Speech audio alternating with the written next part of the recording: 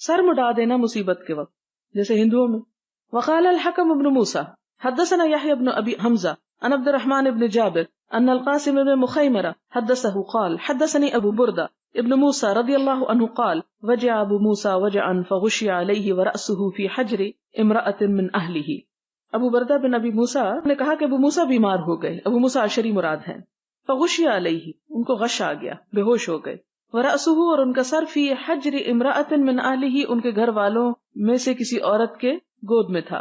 Film یستطع ان یرد علیہا شیئا، اور وہ ابو موسیٰ جو تھے وہ کسی بات کا جواب نہ دے سکے، یعنی بے ہوشی زیادہ ہو گئی. فلما افاق، لیکن تھوڑی دیر میں جب افاقہ ہوا، قال انا بریء ممن بریء منہ رسول اللہ صلی اللہ علیہ وسلم، کہتے ہیں کہ میں بری ہوں اس شخص سے جس سے آپ صلی اللہ علیہ وسلم بری ہیں. یہ بات انہوں نے کیوں کہی تھی؟ کیونکہ اس عورت نے چیخ ماری تھی. تو جس عورت نے ان کے بے ہوش ہونے پہ یہ سمجھ کے چیخ ماری کہ وہ فوت ہو گئے ہیں، اور ان کو شاید بے ہوشی میں کچھ تھوڑا ہوش آ گیا ہوگا، تو انہوں نے کیا کہا کہ میں اس چیخ سے بری ذمہ ہوں، کیونکہ نبی صلی اللہ علیہ وسلم اس سے بری ذمہ تھے. ان رسول اللہ صلی اللہ علیہ وسلم، پھر انہوں نے فرمایا، اور اس سے آپ دیکھیں کہ عین حالت نزع میں بھی احادیث بیان ہو رہی ہیں، اور یہ کون کر سکتا ہے؟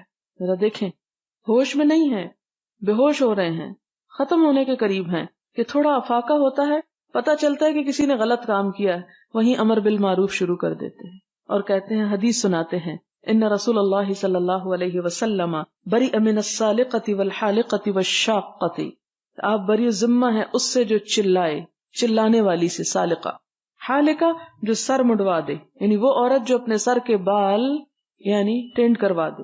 والشاقہ، اور گریبان شک کر دے. ایسی عورتوں سے اللہ کے رسول صلی اللہ علیہ وسلم جو ہیں وہ بیزار ہیں.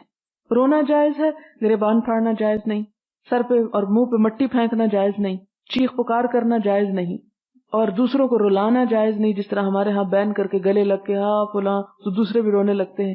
یاد نہیں کروا کے رلانا چاہیے. اور یہاں چوتھی بات کیا پتہ چلی کہ عورت کو سر نہیں منڈوانا چاہیے غم کی وجہ سے، خوشی کی وجہ سے بھی نہیں منڈوانا چاہیے، کیونکہ عورت کے لیے بال جو ہے اس کی زینت ہے. اور وہ حدیث آپ نے پڑھ رکھی ہوگی کہ مہد سے لحد تک علم حاصل کرو. صحابہ کرام نے اس سنت کو پورا کیا کہ ابتدا سے لے کے آخری سانسوں میں بھی آپ صلی اللہ علیہ وسلم کی تعلیمات کو عام کر رہے ہیں.